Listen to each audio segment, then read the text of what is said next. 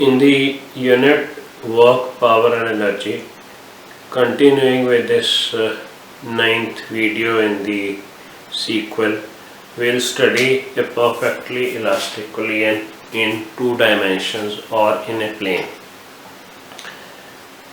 Recall, perfectly elastic collision is the one in which the kinetic energy of the system remains conserved.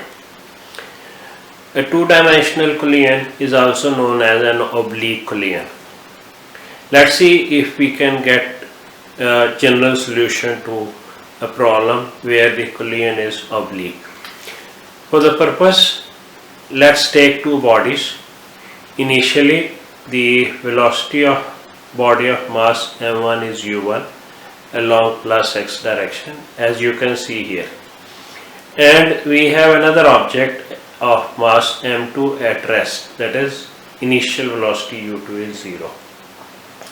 After the collision, the body of mass m1 moves with a velocity v1 and making an angle θ1 along x direction. Similarly, the body of mass m2 it moves with velocity v2 at an angle θ2 with x direction as shown. There are four unknowns because these four are final conditions: v1 the final speed, v2 the final speed of m2, θ1 the direction in which m1 moves, and θ2 the direction in which the mass m2 moves. As the collision is perfectly elastic, the kinetic energy remains conserved. Therefore, we will have half m1 v1 u1 square, that is initial kinetic energy, equal to half m1 v1 square final kinetic energy of m1 plus final kinetic energy of m2. Let's write this equation as equation number 1. Now, by applying the principle of conservation of momentum in x direction, initial momentum is m1 u1 and final momentum is component of these two momenta in x direction, that is initial momentum m1 u1 and component of m1 v1 in x direction, that will be m1 v1 cos θ1, m1 v1 cos θ1 plus this also has a component in plus x direction plus m2 v2 cos θ2. This is second equation. Applying principle of momentum conservation in y direction, remember initially the motion is only in x direction, therefore initial momentum in y direction is 0 because there is no motion in y direction. So initial momentum on left hand side 0, final momentum of m1 v1 is in positive x direction, take a component here in y direction, so you will have positive component m1 v1 sin θ1. And the second object has a component in downward direction, that is in minus y direction, minus m2 v2 sin θ2. Let's write this equation as equation number 3.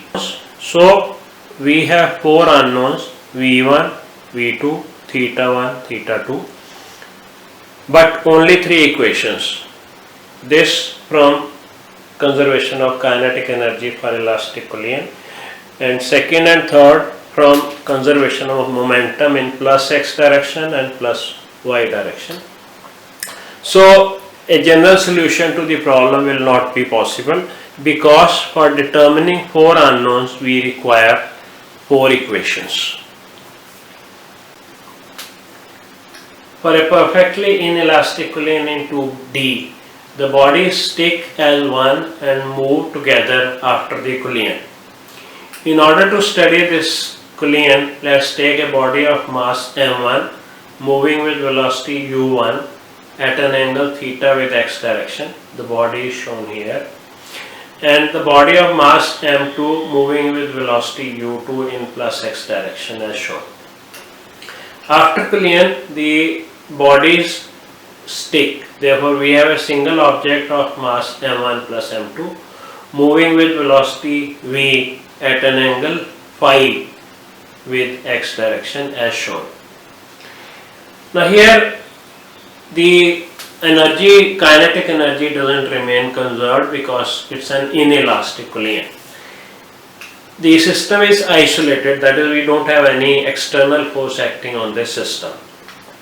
So by applying momentum conservation in x direction to this isolated system, we have initial momentum, that is component of m1 u1 in positive x direction, that is m1 u1 cos theta, plus m2 u2, equal to final momentum in x direction m1 plus m2 into v cos phi, component in plus x direction. Applying the principle in y direction, we get the initial momentum is downward, therefore minus y direction, minus m1 u1 sin theta. The body of mass m2 is moving in x direction, so its momentum in y direction is 0. It doesn't contribute anything to the initial momentum. Final momentum in y direction is m1 plus m2 v sin phi. Again negative because the component is downward. So you get this equation, minus m1 u1 sin theta equal to minus m1 plus m2 v sin phi. This is second equation. Using the equations, you can get both the unknowns, that is v as well as phi. Squaring and adding 1 and 2, you will get the speed of the system, whereas dividing the 2, you will get the direction phi.